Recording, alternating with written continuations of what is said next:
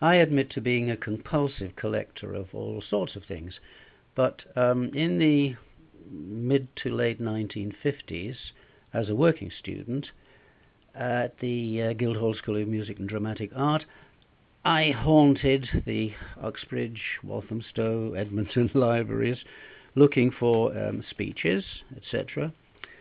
And in doing so, I came across a wealth of stuff, so I compiled this anthology. One thing that I discovered was Chinese and also Russian poetry, particularly Chinese, in that they could say succinctly, in a few lines, what it seemed to take our lyric poets whole pages and pages and pages to do. I've never been a fan of long lyric poetry, but I love the absolute essence that the Chinese could get into a few lines of thoughts and emotions. Although these are a handful of my favorite Chinese love poems, I will start off with something completely different. This was written by Su Tongpiao. He lived from AD 1036 to 1101. That's a fair time ago. It was written on the birth of his son.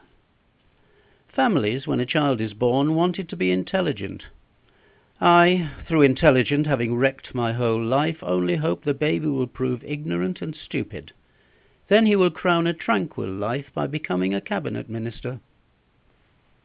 2. Parting in autumn. The cold cicadas sing dolorously. Beyond the wayside pavilion in twilight a sudden shower has just ceased. Joyless is the farewell party at the capital, where we linger on our parting. The sandalwood boat is waiting to set sail. Hand in hand we look at each other with tears in our eyes, wordless, sobbing.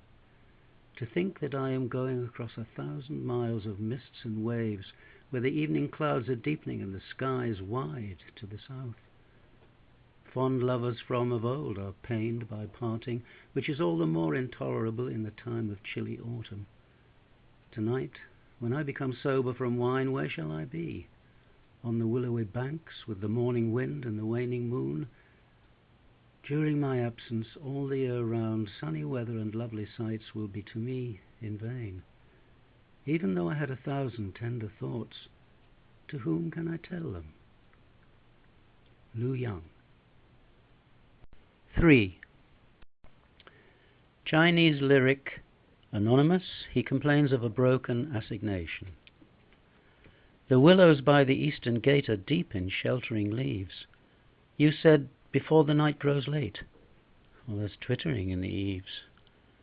The willows by the eastern gate all night in shadow are. You said, before the night grows late.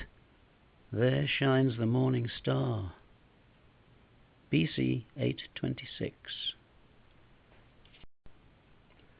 4. An anonymous Chinese lyric. The morning glory climbs above my head, pale flowers of white and purple, blue and red. I am disquieted. Down in the withered grasses something stirred. I thought it was her footfall that I heard, and then a grasshopper sheared. I climbed the hill just as the new moon showed, and saw her coming on the southern road. My heart lays down its load. BC 1121. 5. Separation. Since my departure, spring is half gone. Every sight is heart-rending to me. Below the steps the plum blossoms fall, white like snow. When brushed away, they cover me over again. The wild geese come with no message at all. Remote is my home, which even dreams can scarcely reach. The sorrow of separation is like the grass of spring. The further you travel, the more it grows. Prince Li Yu.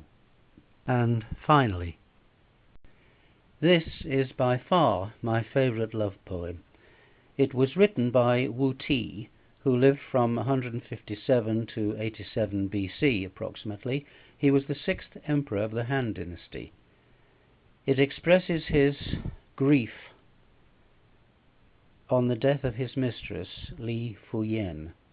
Half a dozen lines. How could one add a word? Llewellyn. The sound of her silk skirt has stopped. On the marble pavement dust grows. Her empty room is cold and still. Fallen leaves are piled against the doors. Longing for that lovely lady. How can I bring my aching heart to rest?